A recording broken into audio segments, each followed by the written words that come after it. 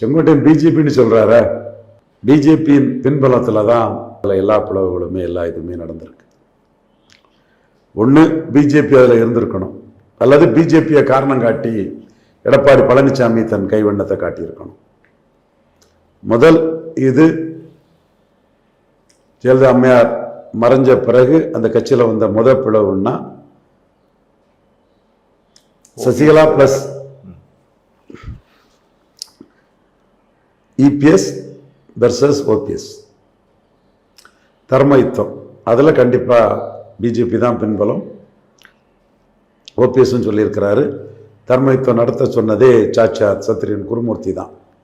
இப்போ முதல் பிளவில் பாஜகவுக்கு ரோல் அதில் இருக்குது. அடுத்து ஒன்றிணைகிறாங்க ரெட்டலைக்காக. அதில் பாஜக ரோல் இருந்தது வெளிப்படையாகவே தெரியுது. சின்னமேனி வித்யாசார ராவ் வந்து ரெண்டு வரையும் சேர்த்து வச்சு ரெட்டலையும் கொடுத்து இரட்டை தலைமைன்னு வராங்க. அதற்கு பிறகு ஒற்றை தலைமையாக அது மாறக்கூடிய கட்டம்ங்கிறது கண்டிப்பாக பாஜக இல்லை. எடப்பாடி கட்சியை கபலீகரம் பண்ணுறதுக்கு அபகரிக்கிறதுக்கு கிராப்பரா இரட்டை தலைமைங்கிறத மாற்றி ஒற்றை தலைமையாக ஆக்கினது எடப்பாடி பழனிசாமியே தான், வேற யாரும் இல்லை.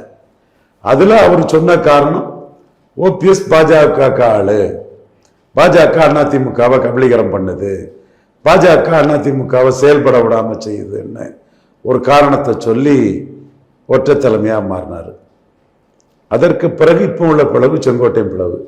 எப்படி ஓபிஎஸ் வந்து தனக்கு பின்னாடி பாஜகன்னு வெளிப்படையாக சொன்னாரோ அதே மாதிரி இப்போ செங்கோட்டையனும் வெளிப்படையாக தனக்கு பின்னாடி பாஜகங்கிறாரு. சசிகலாவுக்கு எதிராட்டு உள்ள பிளவில் பாஜக இருந்தது. ஆனால் இபிஎஸ்க்கு எதிராக ஓபிஎஸ் போர்க்கொடி தூக்குனதில் இபிஎஸ் தான் இருந்தார். பாஜகவை காரணமாக சொன்னார்.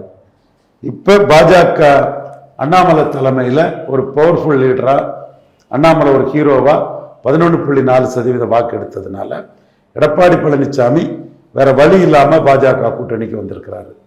வேற வழி இல்லாமல் வந்தவரை செங்கோட்டையன் மூலமாக போட்டு பார்க்குறாங்க.